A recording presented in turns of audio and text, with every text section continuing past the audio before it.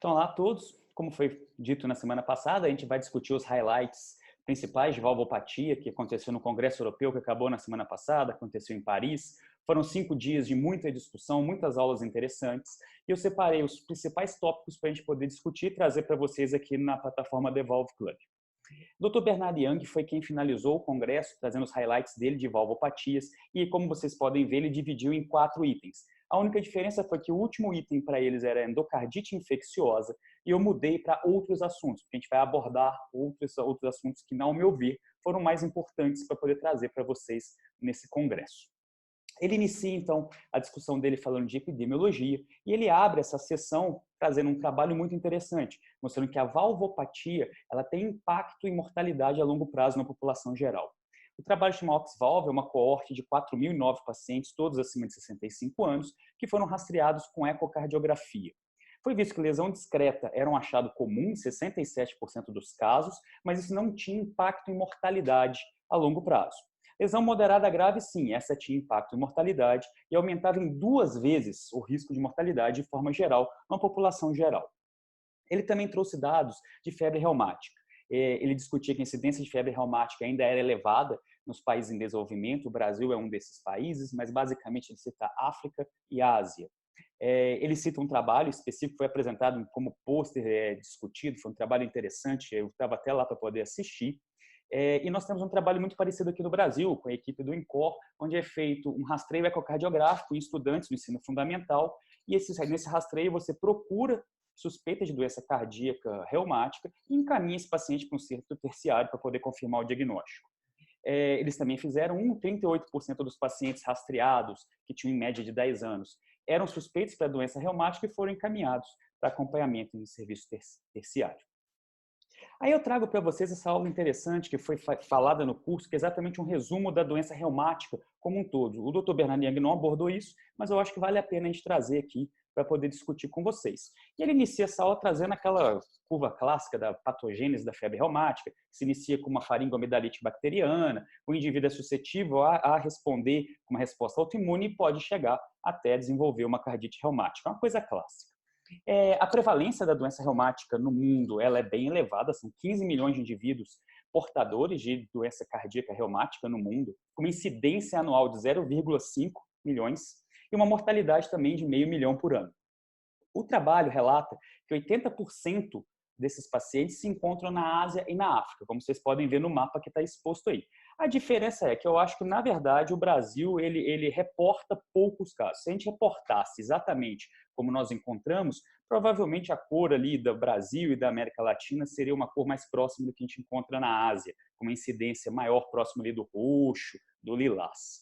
Mas, enfim, aquela situação clássica que a febre reumática ela acontece no indivíduo ainda na infância e adolescência, já a cardite reumática ela acontece da adolescência para a vida adulta jovem. E aqui ele questiona, né, alguns desenvolvem cardite, outros não, basicamente isso aí é pela cepa que infectou e pela predisposição do indivíduo, e também tem aqueles casos assintomáticos, são aqueles que você não consegue escutar sopro de nenhuma valvopatia, mas quando você faz o rastreio ecocardiográfico, você encontra indícios de que tem sim acometimento cardíaco, como fusão de comissura mitral, não precisa ser uma lesão tão grave, mas você já tem algum grau de lesão. Em geral, esse tipo de paciente, sem ausculta, mas com achado ecocardiográfico, ele fica em torno de 10 a 15% das amostras que nós temos aí mundo afora. E desde o meio do século passado, né, já se discutia a possibilidade de você erradicar a febre reumática com o uso da penicilina, que foi descoberta, que tratava adequadamente as faringoamidalites, mas nós vemos que até hoje a gente não tem uma situação como essa por várias razões. E ele enumera exatamente como que nós deveríamos abordar esses pacientes e como nós deveríamos lidar com as prevenções. A prevenção primordial, com melhora de assistência à saúde, melhora de nutrição, assistência primária, com tratamento adequado, com antibiótico adequado para as infecções das faringoamidalites e desenvolvimento de vacinas. Nós temos, inclusive, uma vacina sendo desenvolvida aqui no Brasil para tentar evitar a infecção pelas cepas possíveis de causar febre reumática. A prevenção secundária, onde você tem que reportar adequadamente surtos de febre reumática e pacientes com cardite reumática, e a administração regular de antibiótico profilaxia, uma vez que você já tenha a doença reumática cardíaca estabelecida. E o tratamento em centro terciário, né, com manejo medicamentoso nos pacientes sintomáticos e o tratamento cirúrgico quando tivermos indicação de tratar de forma invasiva. E aí ele propõe exatamente uma mudança na abordagem da doença reumática, com um foco em estudantes de medicina, profissionais da área de saúde que trabalham, não só cardiologistas, mas como pediatras. E como? Com a mudança de currículo de ensino, com dedicação de certas sessões em congressos grandes como esse, só para discutir febre reumática. E ele termina, assim, concluindo de que é hora de voltar a febre reumática para a mesa de discussões. Muito ficou no passado, né? Nós temos discussão aí que a gente vai ver adiante, estenose aórtica, ciência mitral, e ele advoga que nós deveríamos sim dar espaço à discussão de febre reumática nos grandes congressos, os grandes encontros científicos, como foi o Congresso Europeu de Cardiologia. Dando seguimento, a gente vai para o segundo item, que é a estenose aórtica. Muita coisa se falou sobre isso, e foi aberta essa sessão falando do TOPAZ Study, que é um trabalho interessante, onde foi comparado troca valvar nos pacientes que tinham diagnóstico de estenose aórtica low flow, low gradient. E ele dividiu esses pacientes em dois tipos: a pseudoestenose aórtica, que é aquele que passou por um estresse com dobutamina, um estresse com dobutamina, e a área valvar passou de 1, ou seja, aumentou, e os pacientes que tinham estenose aórtica verdadeira, ou seja, após ser feito o teste com o estresse com dobutamina, a área valvar manteve-se baixa e o gradiente subiu. Na amostra que ele analisou, 70% apresentavam estenose aórtica verdadeira após o ecostresse com dobutamina, e a troca valvar esteve associada a uma grande melhora na sobrevida desses pacientes, quando classificados em D2, que é o low flow, low gradient, né, com disfunção do ventrículo esquerdo, e o D3, que é também o low flow, low gradient, mas com fração de ejeção do ventrículo esquerdo preservada. Pacientes com pseudoestenose aórtica pareciam se beneficiar também da troca valvar. Ele levantou algumas possibilidades sobre isso, talvez fosse uma estenose moderada caminhando para a grave, e nós deveríamos ter uma melhor forma de diagnosticar esses pacientes, mas como o trabalho não foi feito para analisar esse tipo de variável, é apenas uma suposição.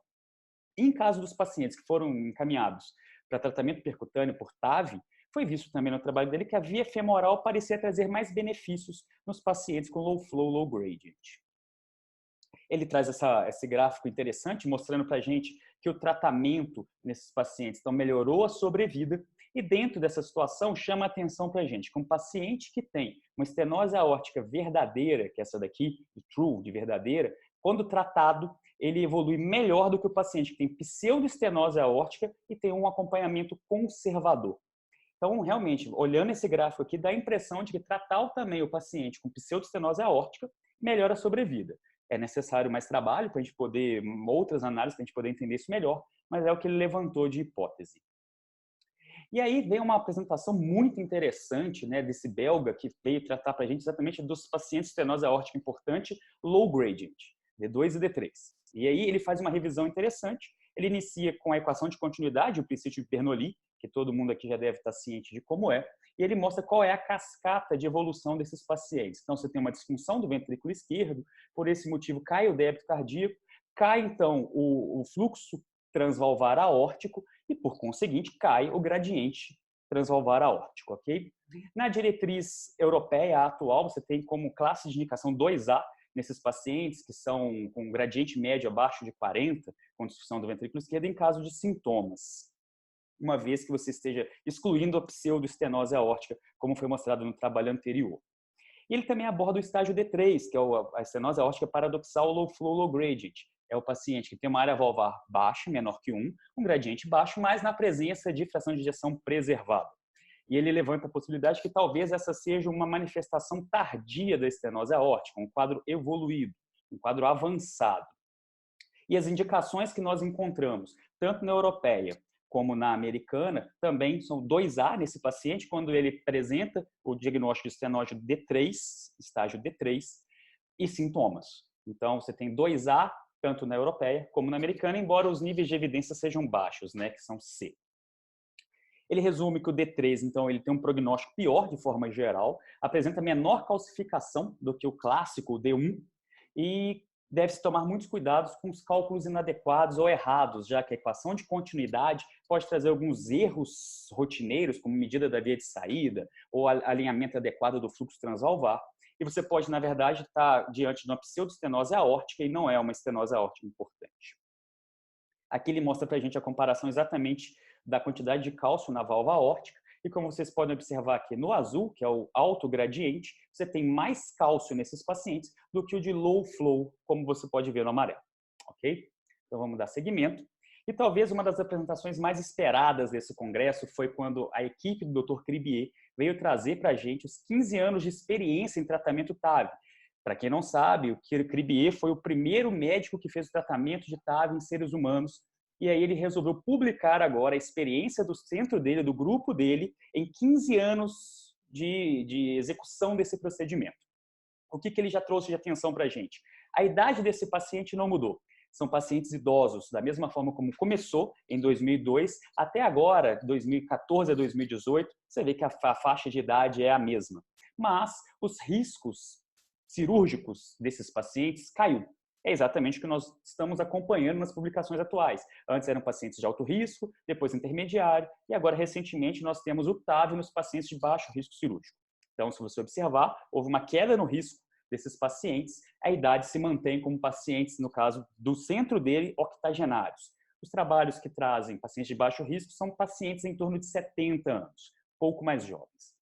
A evolução da quantidade de procedimentos que eles fazem, né, começou em 2002 e agora em 2018 nós tivemos 329 casos feitos com a equipe do Dr. Cribier. De 2006 para cá, a via transfemoral foi a via que tomou conta dos acessos vasculares para esses pacientes. Também chama a atenção de que os devices mudaram. Antes você tinha devices que eram muito calibrosos, os acessos deles de 24 frentes. Então você tinha vários acidentes vasculares de punção e atualmente eles utilizam acessos de 14, 16 frentes com novos devices vasculares, que eles usam basicamente a Sapiens 3. A quantidade de leak paravalvar também reduziu substancialmente. 30% dos pacientes que eram tratados inicialmente tinham leak, atualmente 8%, o que é compatível com a literatura mundial. E a questão da durabilidade, né? O trabalho deles traz uma durabilidade próxima ao que nós temos na literatura mundial, embora nenhuma dessas grandes amostras que nós temos passem de 7 ou 8 anos. O trabalho deles, a gente vai ver logo adiante, vai até 15 anos. Então, eles conseguem falar alguma coisa, só que são devices também de geração antiga. Tem esse viés na observação deles. A degeneração estrutural da válvula, que a gente vai discutir adiante, né, que é a forma de desgaste dessa bioprótese, eles trazem para a gente que em 6 anos aconteceu em 3,5% e em 10 anos 4,5%. São valores super aceitáveis nesse público que foi tratado. Agora, a disfunção severa, que é aquela que demanda intervenção ou demandaria tratamento, reinternação, coisas assim, em 6 anos, 1,2%, também é um valor bem baixo, em 10 anos, 1,8% dos pacientes apresentaram SVD severa. Exatamente falando então de SVD, vem o Dr. David Capodano, que é a pessoa que mais tem publicado no mundo sobre a durabilidade das biopróteses TAV.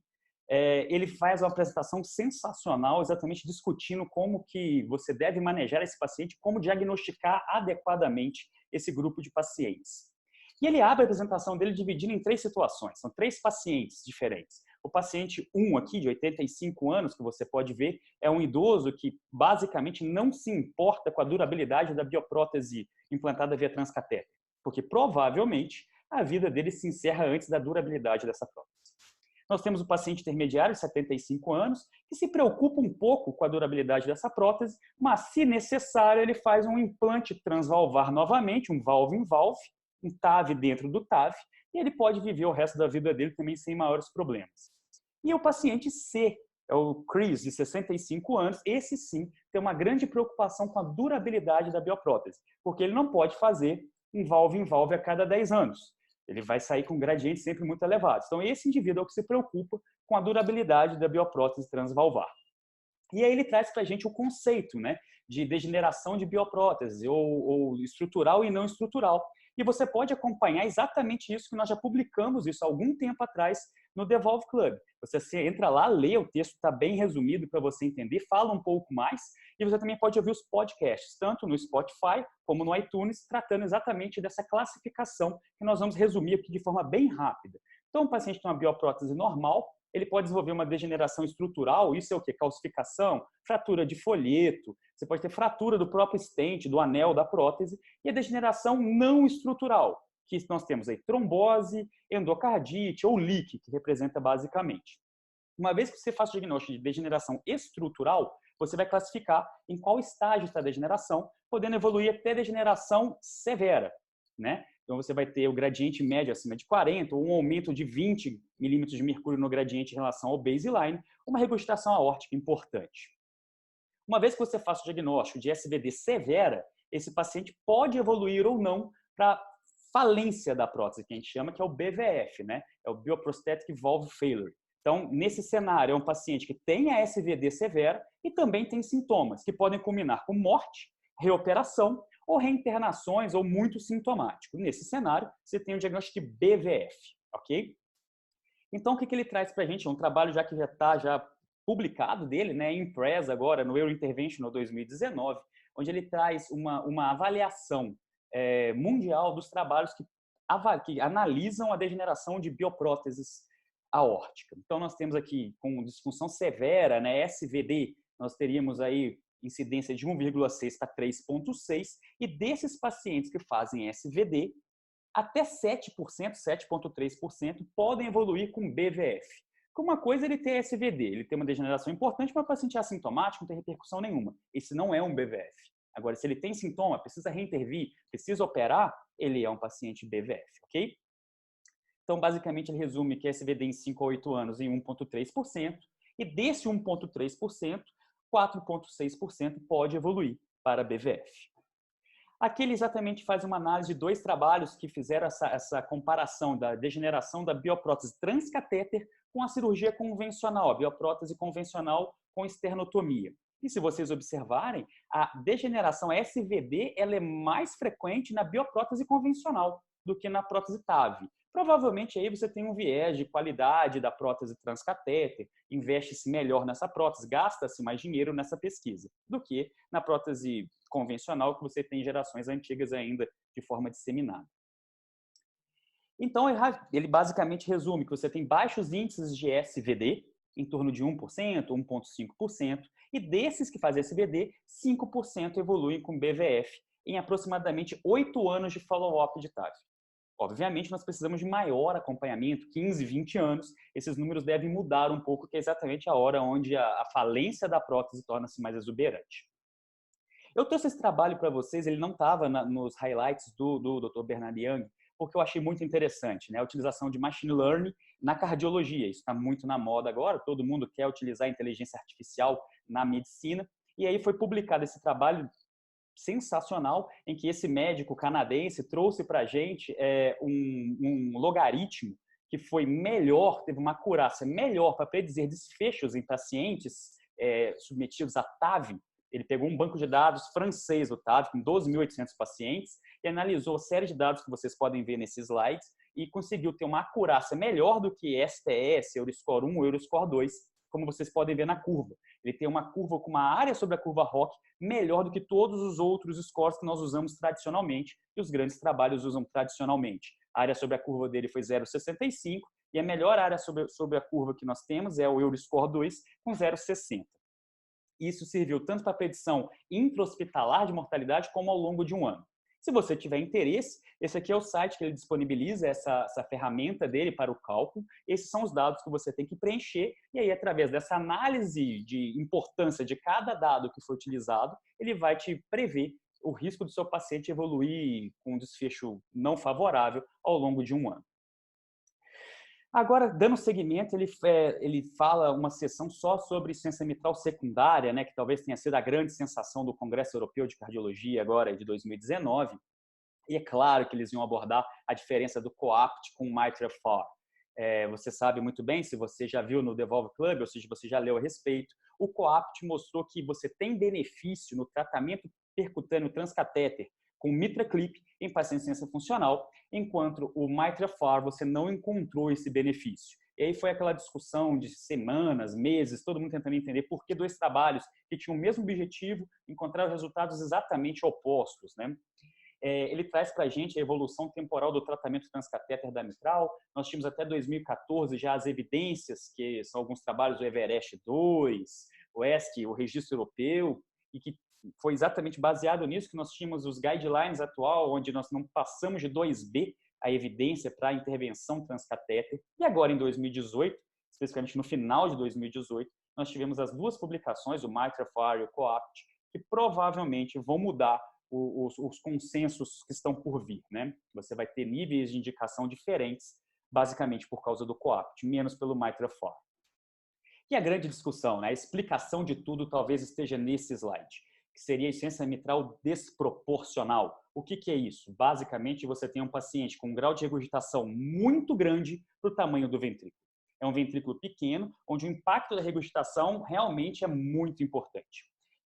Nesse cenário, o COAPT apresentou mais pacientes com essa característica. Eram ventrículos menores e com um grau de regurgitação maior, mais volume de sangue voltando em cima de um ventrículo não tão dilatado. E os pacientes do MITRA-FR, que eram pacientes com mais dilatação de ventrículo e regurgitações menores, foram considerados insuficiência mitral proporcional. E talvez o tratamento da insuficiência mitral desproporcional traga benefício de sobrevida que você não encontra no proporcional. Só que essa é uma linda explicação, tem plausibilidade fisiopatológica, mas não tem nenhum trabalho já feito sobre isso. Então, ainda precisa de ter estudos clínicos para comprovar isso que a gente está falando. De forma resumida, então, a diferença dos dois trabalhos. O COAPT, você tem mais regurgitação mitral no ventrículo pequeno.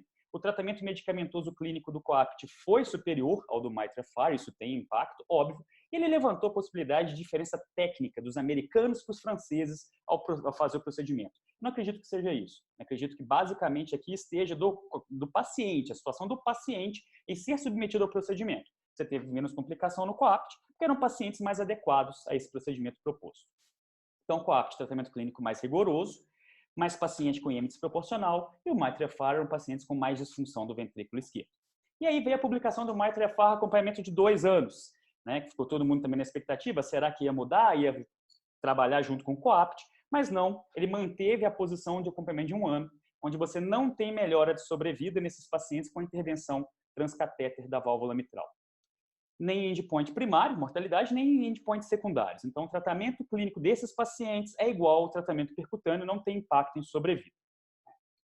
E aí, ele faz uma subanálise dos pacientes do COAPT, só analisando o BNP desses pacientes. E aí, foi visto que pacientes que tinham BNP alto, eles evoluíam com mais mortalidade, e aqueles que não baixavam o BNP no tratamento com MitraClip também apresentavam mortalidade. Já aqueles que baixavam o BNP com o tratamento do MitraClip, eles tinham evolução mais favorável e morriam menos.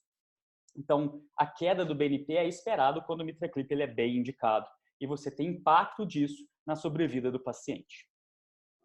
De forma resumida, né? Então, esse médico da grande Cleveland Clinic trouxe para a gente uma revisão do tratamento transcatéter da válvula mitral e ele dá um enfoque muito grande na anatomia da válvula mitral, né? Ele chama atenção para o anel, para a coaptação dos folhetos, a função do músculo papilar em tracionar os folhetos através da disfunção do ventrículo esquerdo, alteração segmentar. O anel mitral em si, que uma vez dilatado, pode levar à disfunção da válvula, mesmo tendo um ventrículo normal, que é o caso da fibrilação atrial, e todas essas situações já foram abordadas no Devolve Plug. Se você entrar lá, você vai ver a diferença de cálculo do ERO ou da classificação da insuficiência mitral entre primária e secundária, só aí já tem diferença. A IM desproporcional, que é como eu falei para vocês, e a IM por fibrilação atrial, onde você tem apenas a dilatação do anel da mitral com o ventrículo funcionando normalmente, o aparato subvalvar sem nenhum outro impacto. E ele traz essa nova classificação, que agora virou a grande sensação de discussão, dos pacientes em relação à insuficiência mitral desproporcional. Pacientes com ERA abaixo de 0,2, insuficiência mitral discreta, sem problema, e ele avalia o paciente de 0,2 a 0,3, não mais de 0,2 a 0,4. Dentro desse cenário, 0,2 a 0,3, você observa o grau da regurgitação, o volume regurgitante, mas agora não em valores só absolutos, mas sim na proporção de volume que volta. Quando você tem uma proporção acima de 50%, você tem o que eles chamam de insuficiência mitral desproporcional ao tamanho do ventrículo. E esse paciente pode ser classificado com insuficiência mitral importante, portanto, aquele que pode submeter a uma intervenção. Já aqueles com ERO acima de 0,3 são considerados com insuficiência mitral importante e também deveriam ser tratados de forma intervencionista, caso na presença de sintomas ou repercussão clínica, como diz a diretriz normalmente. Então, a nova classificação basicamente pode te orientar a escolher o device que você vai utilizar nesses pacientes, o MitraClip, exatamente numa situação como essa, ou se você vai pensar em tratar apenas o anel valvar desse paciente, um FA uma insuficiência mitral por FA, você pode utilizar o Cardioband ou o Milipid, que está em fase de desenvolvimento ainda, que faz basicamente uma anuloplastia mitral percutânea. E agora, para a gente finalizar, na nossa última sessão, são os outros assuntos abordados no Congresso, e eu trago a tricúspide, exatamente, né, a prevalência e os desfechos da insuficiência da regurgitação tricúspide. Já no trabalho do Framingham, foi visto que 0,8% dos pacientes tinham insuficiência tricúspide moderada a importante, e quando você pegava pacientes mais idosos, acima de 70 anos, essa quantidade de pacientes aumentava essa incidência para 3,5%. Isso também foi visto na publicação agora recente, em 2016, em que ficava em torno de 3% também, regurgitação importante nos pacientes mais idosos. Aqueles pacientes que tinham insuficiência tricúspide isolada, foi mostrado para a gente que eles tinham impacto na sobrevida desses pacientes. Então, quanto mais grave a regurgitação tricúspide, menor a sobrevida desses pacientes, ele chama atenção para isso. E aí veio o Dr. Francesco Maisano, que faz uma revisão fantástica de quando intervir cirurgicamente nesses pacientes.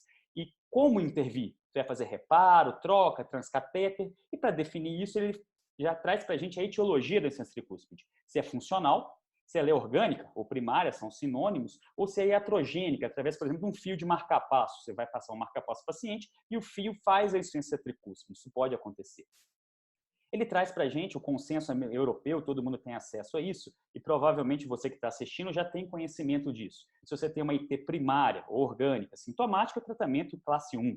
Se você tem um indivíduo que vai submeter a um outro tratamento qualquer, uma outra valvopatia, uma revascularização, e tem insuficiência tricúspide também, está certo que você tem que abordar de forma concomitante.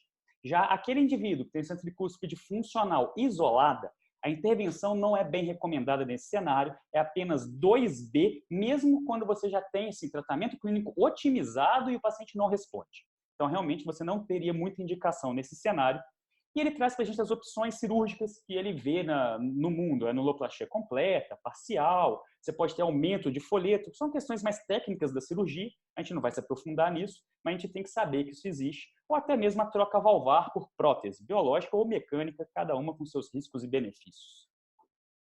Ele traz esse trabalho que confirma o que a gente viu na diretriz. Esse trabalho é cheio de críticas. Se você for ler ele na íntegra, eu aconselho que você leia, que você tenha uma leitura crítica desse trabalho. Ele tem vários vieses, mas ele mostra para a gente que o tratamento cirúrgico de uma insuficiência tricúspide isolada não tem impacto em sobrevida quando você compara ao tratamento clínico desses pacientes. Então, indicar cirurgia para esse paciente parece realmente não ser o melhor caminho nesse grupo de pacientes, embora o trabalho tenha vários vieses que vale a pena ser discutido à parte. Se eu for trazer aqui, a gente vai ficar ali uns longos minutos falando só sobre isso. E aí, basicamente, esse trabalho que ele também apresenta, que é recente, o Circulation 2019, a insuficiência tricúspide já se associa à mortalidade num cenário de insuficiência cardíaca, é independente esse risco da pressão de artéria pulmonar, então uma coisa não está, obviamente, levando a outra, pode ser uma situação independente. Também aumenta sintomas, reduz o débito cardíaco e também acontece piora da função renal naqueles pacientes com insuficiência tricúspide, provavelmente por congestão sistêmica. Só que ele traz as novas perspectivas para esse tratamento, são os tratamentos transcatéter percutâneo, desde o uso do MitraClip na posição tricúspide até devices desenvolvidos apenas para isso. Usa também o Cardioband, você tem o Milipid, já foi utilizado nesse cenário também, embora o anel da tricúspide seja bem maior do que o anel da mitral. Mas ele levanta possibilidades e diz que isso também pode ter impacto no futuro. Então, basicamente, ele resume que a insuficiência tricúspide funcional ela não é inocente, ela traz sim desfechos negativos. O tempo para a intervenção ele é mais importante na técnica que você vai utilizar. Se você vai usar anuloplastia, troca valvar, parece que isso não tem tanto impacto, mas sim na hora adequada de indicar esse paciente, ou quando indicar, ou de forma combinada a outro procedimento. E essas novas técnicas menos invasivas talvez mudem essa balança aí no curto espaço de tempo para uma situação onde você tem benefício mais facilmente demonstrado com a intervenção. Mas isso ainda aí talvez fique para os próximos congressos europeus de cardiologia. E o Dr. Bernard Young finaliza a apresentação dele com as 10 principais mensagens do consenso europeu de cardiologia. Ele define nessas 10 opções, que a gente vai passar uma por uma de forma rápida, mas é um resumo importante que você tem de chamar atenção nos guidelines europeus. Então, basicamente, ele na avaliação da severidade da estenose aórtica, você viu isso aqui nessa apresentação, ele iniciou falando dos low flow, então dê mais ênfase às medidas fluxo-dependentes, tomar cuidado com a medida nesses pacientes, fazer sempre o cálculo do stroke volume, que é a quantidade do sangue que passa pela via de saída, para você poder classificar esse paciente em D3 e tomar muito cuidado na mensuração desses cálculos, para você não cair em erros de método. E quando você tem dúvida, vai utilizar uma abordagem multimodal, particularmente você vai utilizar o score de cálcio aórtico, valores, né, acima de 1.800 em homens, algumas referências acima de 2.000, e mulheres acima de 1.300, configuram estenose aórtica importante. As indicações de intervenção na estenose aórtica severa, você já tem acompanhado, os guidelines foram publicados antes da publicação dos novos trabalhos em baixo risco. Então, nós temos pacientes só de risco intermediário e naquele paciente que tem estenose aórtica importante sintomática, a intervenção é classe 1. Muito provavelmente, a nova diretriz já vai vir alterada para os pacientes de baixo risco também serem tratados por TAV quando você tem uma idade acima de 70 ou 75 anos. Vamos observar como é que vai ser isso daí, mas em breve teremos essa solução. A intervenção no paciente com estenose aórtica assintomática não mudou muito de 2012 para 2017. A indicação de teste ergométrico intra-hospitalar nesses pacientes para configurar que é realmente assintomático continua como classe 1, e você vai acompanhar a repercussão hemodinâmica, hipertrofia desproporcional, BNP muito elevado, e a princípio você não tem indicação de TAV nesse grupo de pacientes. Okay? Mas também isso ainda tem trabalho acontecendo, como ele cita aí, alguns trabalhos vão tentar responder alguns questionamentos sobre esses pacientes. Passando para a mitral, a indicação de intervenção em insuficiência mitral primária assintomática também não mudou muito de 2012 para cá. Basicamente, você tem indicação quando você tem repercussão hemodinâmica importante, queda da fração de ejeção ou dilatação de cavidade. A indicação de intervenção na insuficiência mitral crônica funcional, que é a grande discussão, né? Se forma isolada, cirurgicamente, de forma convencional, é 2B, realmente é baixo nível de indicação. Esses guidelines foram feitos antes da publicação do COAPT e do MITRA-FR. Então, muito provavelmente, isso aí vai vir para mudar o nível de indicação desse tipo de paciente. Ele traz também para a gente a escolha da prótese que você vai indicar para o seu paciente, uma vez que você indique um procedimento, entre biológica e mecânica. E ele compara tanto o consenso o europeu com o americano. O europeu, ele separa por posição, em prótese em posição mitral, ele acha que acima de 70 anos seria biológica, abaixo de 65 anos mecânica. Em posição aórtica, ele já é um pouco mais tolerante para biológica, acima de 65 anos ele já indica biológica, e a mecânica abaixo de 60. Já o americano não, ele não separa em posição, e ele fala abaixo de 50 anos mecânica, acima de 70 biológica, e entre essas duas situações, qualquer uma que você escolher de acordo com o nível do seu paciente. Se ele consegue tomar anticoagulante, se ele tem cognição para isso, risco de sangramento, etc.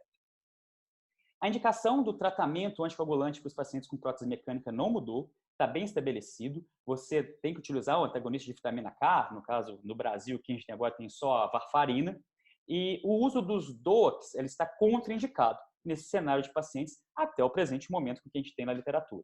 Existem trabalhos aí tentando utilizar certos tipos de DOACs em algumas próteses mecânicas, mas até o momento, contraindicação, ok?